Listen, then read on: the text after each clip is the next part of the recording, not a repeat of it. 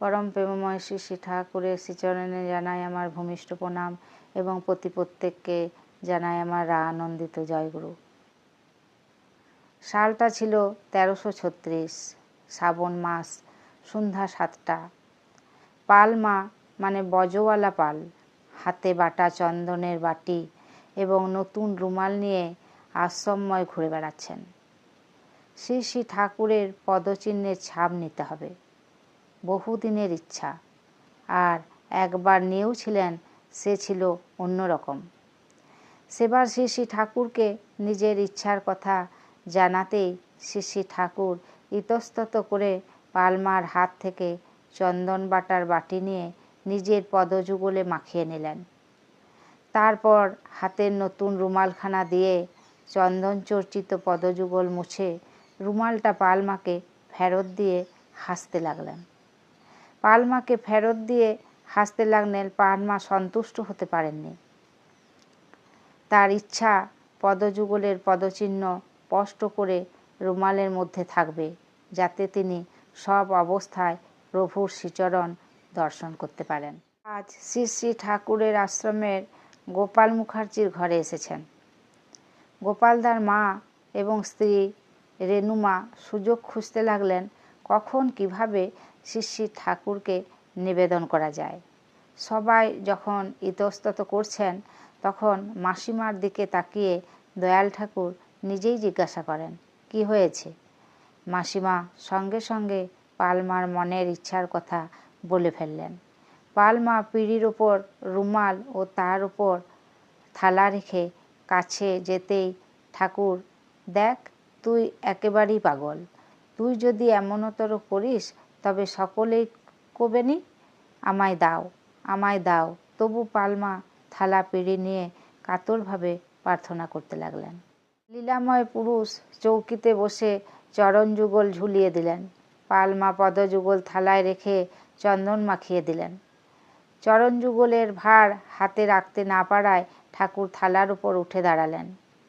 থালার রাখা চন্দন চর্চিত পদযুগল নিয়ে কি করবেন জিজ্ঞাসা করায় পালমা করজোড়ে পিঁড়ির উপরে যে রুমাল পাতা আছে সেখানে রাখার আবেদন করেন। ভক্তবাঞ্ছা কল্পতরু ঠাকুর পিঁড়িতে পাতা রুমালে পদযুগল রেখে জোরে চাপ দিলেন। রুমালে শ্রী পদপদ্মের স্পষ্ট ছাপ উঠে গেল। ভাগ্যবতী পালমার ভাগ্য সুপ্রসন্ন করে দয়াল ঠাকুর চলে গেলেন। চন্দনে ভেজা রুমালটি শুকোতে দিয়ে সবাই ঠাকুরের আলোচনায় ব্যস্ত হয়ে পড়লেন। পরদিন সকালে শুকনো রুমালটি তুলতে গিয়ে সকলেই হতবাক। রুমালের ওপর স্পষ্ট পাদপদ্মের আঙুলগুলি দেখা যাচ্ছে এবং সেখানে স্পষ্ট হয়ে আছে 6টি আঙুলের ছাপ। প্রথমে ভুল দেখছি ভেবে ভালো করে দেখে সকলেরই হতবাক হয়ে যাওয়ার মতো অবস্থা। শ্রী শ্রী ঠাকুরের পদযুগলের তো আমাদেরই মতো 5টি আঙুল, তবে 6টি আঙুলের ছাপ পড়ল কী করে? ঘোর কাটতেই সকলে ছুটলেন চক্ষুকর্ণের বিবাদ মেটাতে আশ্রমে। চির রহস্যময় শ্রী শ্রী ঠাকুরকেই মীমাংসা করতে হবে। সব কথা তাকে জানানোর পর বিস্মৃত হয় ভঙ্গিতে চরণ যুগল সামনের দিকে বাড়িয়ে দিয়ে রহস্যময় হাসি হাসতে হাসতে বললেন, দেখ তো আমার পায়ে কটা আঙুল? সকলে সমস্বরে বলে উঠল, আমরা জানি আপনার পায়ে 5টা আঙুল, কিন্তু এটা কি করে সম্ভব হলো? আপাত গম্ভীর হয়ে তিনি বলে উঠলেন, আমি কেমবাই কব?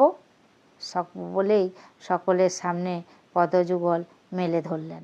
6 আঙুলের রহস্য উদ্ধার করার প্রবল ইচ্ছা জাগল। পালমা তার বইয়েতে বিস্তারিতভাবে 6 আঙুলের রহস্যের কথা লিখেছেন। তিনি আরও লিখেছেন, পদচিহ্নটি অতি যত্ন সহকারে নিজের কাছে রেখে দিয়েছেন, কিন্তু পালমা প্রয়াত হয়েছেন প্রায় 50 বছর আগে। শ্রী শ্রী বরদার নির্দেশ শুরু করা পিএইচডি সম্পূর্ণ করে সার্টিফিকেট হাতে যখন শ্রী শ্রী দাদার কাছে গিয়ে দাঁড়ায়, তখন অত্যন্ত প্রীত হয়ে তিনি বলেছিলেন, বাবা এর কাছে যা, ও যা বলে তাই করবি। মনে আসছিল কেমন করে সেই গবেষণা সূত্রে আচমকা এক জায়গায় শ্রী ঠাকুরের শ্রীহস্তলিপি সেই মূল খাতাখানি আমার হাতে আসে, যার স্মৃতি করেই ইতিহাসের গহ্বরে তলিয়ে গিয়েছিল। তারপর সেই দুর্দান্ত আবিষ্কারের কথা গিয়ে তাকে জানানো এবং তার নির্দেশে সেই খাতা উদ্ধার করে সৎসঙ্গের ঘরে নিয়ে আসার সেই প্রায় 15-16 বছরের অবিশ্রান্ত সংগ্রাম তার দয়ায় সেও সম্ভব হয়েছিল। মনে আসছিল গবেষণা সূত্রে ওইভাবেই একদা খোঁজ পাওয়া পাল মার বাড়িতে অবহেলায় পড়ে থাকা শ্রী ঠাকুরের সেই বিখ্যাত দ্বাদশ অঙ্গুলি বিশিষ্ট শ্রীচরণ চিহ্ন এর কথা। সেটি উদ্ধার হয়েছিল তারই নিজের সক্রিয় পদক্ষেপে। সেই কাহিনীও কম রোমাঞ্চকর ছিল না। একদিন কলকাতায় শ্রী ঠাকুরের অবস্থান করা বাড়িগুলি পরিদর্শন করতে করতে আমাকে জিজ্ঞেস করলেন, চরণ চিহ্নের কী হলো? আমি হতদম্যের মতো বলছি, আর বোধহয় হবে না। কেন? চলেন, আপনার সঙ্গে আমিও যাব। কোথায় যেতে হবে? আঁতকে উঠলাম। সেই বাড়ির মতো ঠাকুর বিরোধী পরিবেশ আমি জীবনে আর দুটো দেখিনি। ওখানে গেলে তারা যেসব অবমাননাকর কথাবার্তা বলবে তা সহ্য করা অসম্ভব। সবিনয়ে বললাম, আজ্ঞে, আপনার ওখানে যাওয়া ঠিক হবে না। কেন? গেলে কি হবে? অপমান করবে, বাড়িতে ঢুকতে দেবে না। এই তো, চেষ্টা করতে অসুবিধা কোথায়? ঠাকুর তো চেষ্টা করতেই বলেছেন। আপনি এতদিন করেছেন, এবার আমিও একটু চেষ্টা করি। তার বিজয় রথের চাকা থামায় ব্রহ্মাণ্ডের কোন শক্তি?